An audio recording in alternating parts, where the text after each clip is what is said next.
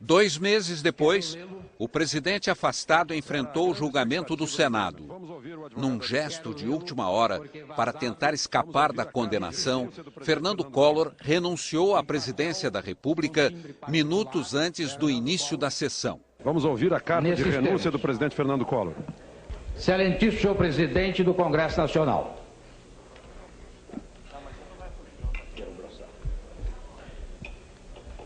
Levo ao conhecimento de Vossa Excelência que nesta data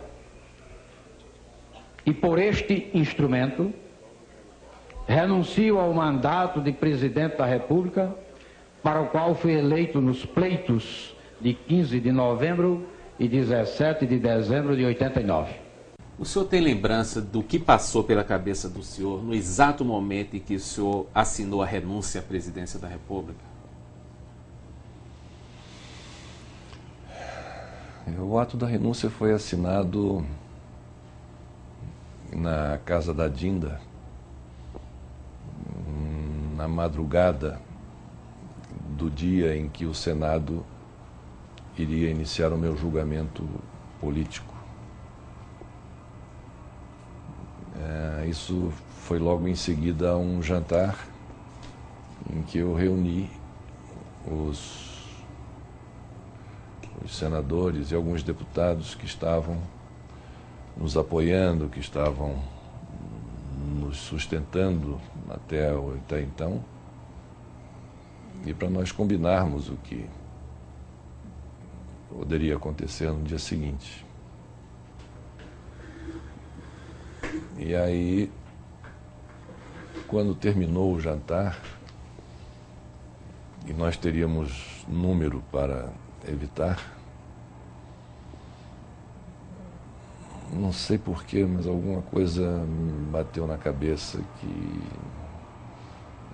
se esse pessoal vai trair.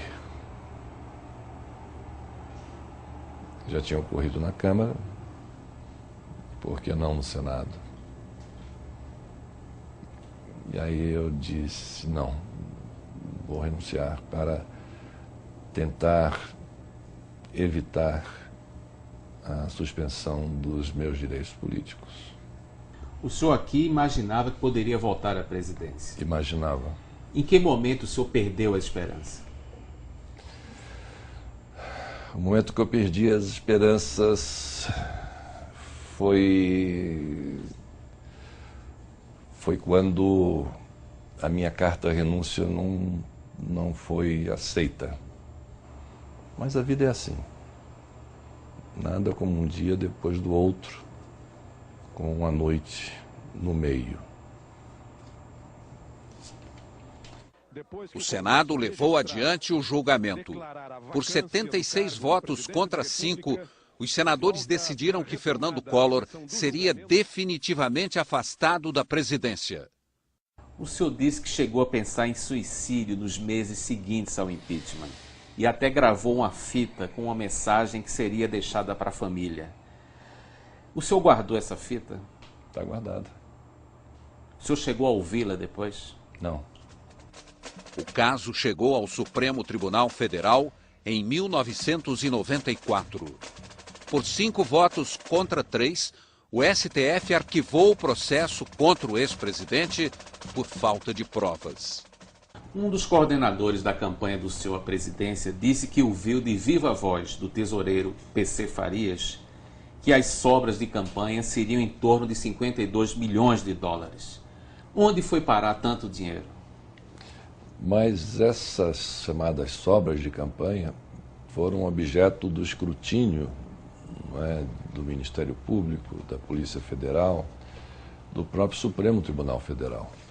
E tudo isso consta do processo, não é, dos processos que foram movidos contra mim e dos quais eu fui absolvido. Todos sabem que nas campanhas eleitorais brasileiras, em geral, há uma contabilidade paralela, o chamado Caixa 2, que não passa, obviamente, pelo controle da Justiça Eleitoral. A pergunta é, que informação concreta o tesoureiro PC Farias deu ao senhor sobre as sobras de campanha, depois que o senhor foi eleito? Naquele momento da eleição, a legislação não previa, como hoje prevê, essa série de medidas e de pontos que devem ser observados quanto às contribuições oferecidas à campanha de um determinado candidato. Até porque não havia campanha presidencial. Então não houve a preocupação de se estabelecer critérios objetivos e plausíveis para que essa contabilidade fosse feita. Então, o que aconteceu foi que os recursos iam chegando. Eu só me dava conta de que os recursos chegados eram suficientes ou não em função da disponibilidade que eu tinha do avião para me deslocar e dos carros de som para eu falar. Então, quando eu chegava no hangar para viajar, isso aconteceu algumas vezes, né? Mais no primeiro turno. Para embarcar, aí o gerente vinha e dizia, olha, não pode que está devendo aqui não sei quanto. Tal.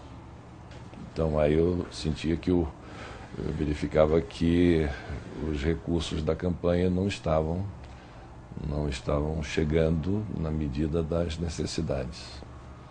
Já no segundo turno, não. No segundo turno foi uma loucura total. O ex-presidente vai citar agora cifras sobre as sobras de campanha e confirmar. Parte do dinheiro foi usado para financiar candidatos que apoiavam o governo nas eleições de 1990. O senhor diz que o segundo turno foi uma loucura. Em matéria, imagino que o senhor se refira ao financiamento da campanha, né? Que foi uma campanha milionária, pelo que se sabe. O senhor não tem ideia de quanto sobrou? Esses valores em torno de 50 e poucos milhões. E o senhor tem ideia do que aconteceu com esse dinheiro? Não tenho ideia. Uma das versões é que esse dinheiro teria sido enviado para fora do Brasil e administrado por PC Farias. O que é que o senhor diz dessa versão? Não saberia dizer. Somente ele próprio. Eu sei que parte desses recursos foram aplicados na eleição de 90, que teve eleição de governadores, deputados, senadores. Sei que parte desses recursos serviram para ajudar os candidatos que apoiavam o governo na eleição que ocorreu em novembro de 1990. Assim que chegou ao Palácio do Planalto, Fernando Collor surpreendeu o país. Baixou um pacote econômico que bloqueava as contas correntes e a poupança de milhões de brasileiros, uma medida sem precedentes na guerra contra a inflação.